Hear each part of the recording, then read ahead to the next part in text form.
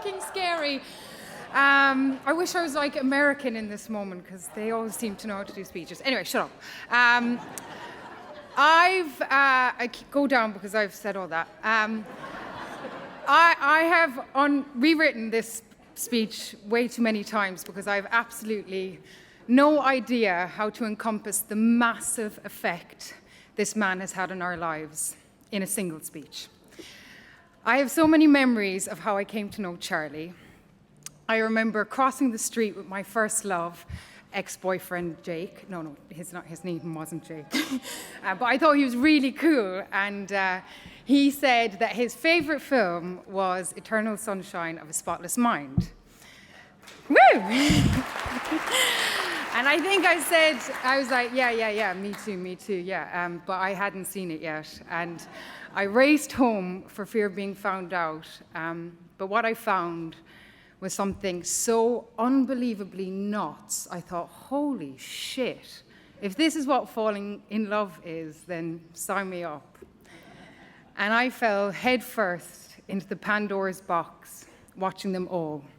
Being John Malkovich, Adaptation,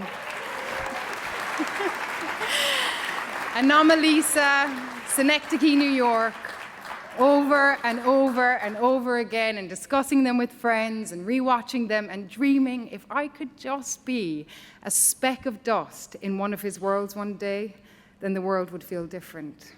And it did feel different. It does feel different. Because everything in Charlie Kaufman's world is possible and nothing's finite. Whatever way you find Charlie's box, you always feel not embarrassed, inspired. Oh, God. I was going good there for a second. I mean, if I had a penny for every time a director referenced one of Charlie's films saying, yeah, I guess we're looking for a little bit of, I don't know, Eternal Sunshining-ish, or just a tone of Synecdoche, New York, I'd be buying us dinner forever. But I hate to break it to you, Charlie Kaufman can never be replicated because his worlds and his words are truly, purely from his brilliant, singular mind and heart. He's also the most annoyingly humane genius I have ever met. He's kind, he's funny, he's curious, he's naughty, he's a fat, radish-loving, clown-nose-wearing friend. And I'm so, there you are, thank God. I'm so incredibly proud and honored to have you in our lives. And even though he has called this an Old Man Lifetime Achievement Award, Charlie, what you have given us all is immortal and will be remembered eternally when we are all just specks of dust.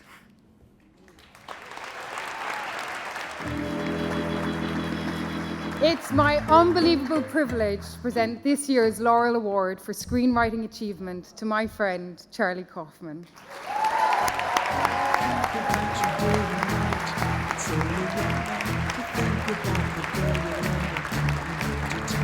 So happy together. I should call you up, invest a dime, and you say you belong to me. So here's my mind. Thank you. Thank you.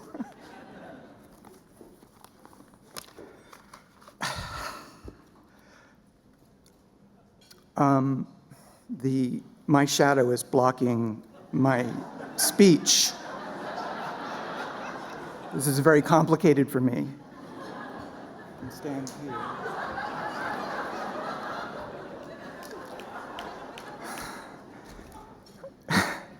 They changed it. 20 years ago, I'm in the back of an auditorium watching a seminar called How to Pitch. One by one, supplicants approach a microphone at the foot of the stage, on which sits a panel of experts, producers, executives, etc., no writers. The first student of the pitch speaks, voice shaking. We open on a barge in the middle of, stop!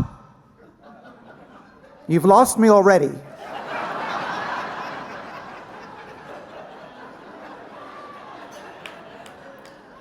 Student of the pitch 2, voice shaking. Young man falls from the sky into, no, Jesus, come on. And so it goes. These nervous young people step up to be shot down.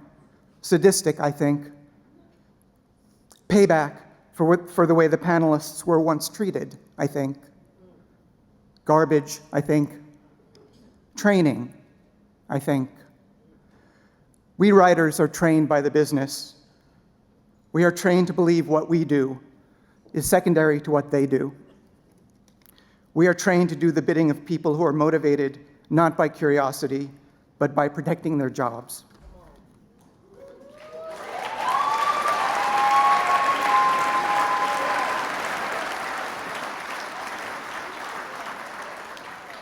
And we lose sight of what our work is. It is not to contribute to their fortunes or our own. It is not to please them or critics or even the audiences who have also been trained. Our work is to reflect the world, say what is true in the face of so much lying. The rest is window dressing at best, triumph of the will at worst. Adrienne Rich wrote, "I do know that art means nothing if it simply decorates the dinner table of the power which holds it hostage."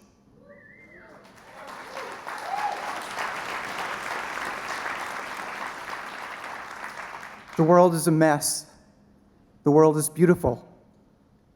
The world is impossibly complicated. And we have the opportunity to explore that. If we give that up for the carrot, then we might as well be the executives, the et ceteras, because we have become their minions. I have dropped the ball, wasted years seeking the approval of people with money. Don't get trapped in their world of box office numbers.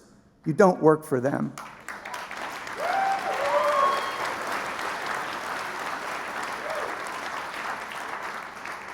You don't work for the world of box office numbers. You work for the world. Don't worry about how to pitch. Don't pitch.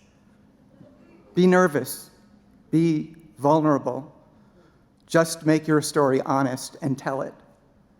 They've tricked us into thinking we can't do it without them, but the truth is they cannot do anything of value without us.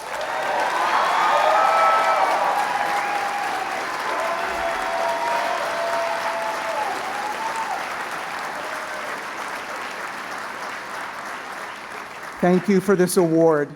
I'm so grateful for the opportunity it's afforded me to reflect on what it is that's important to me about the work that we do. Thank you.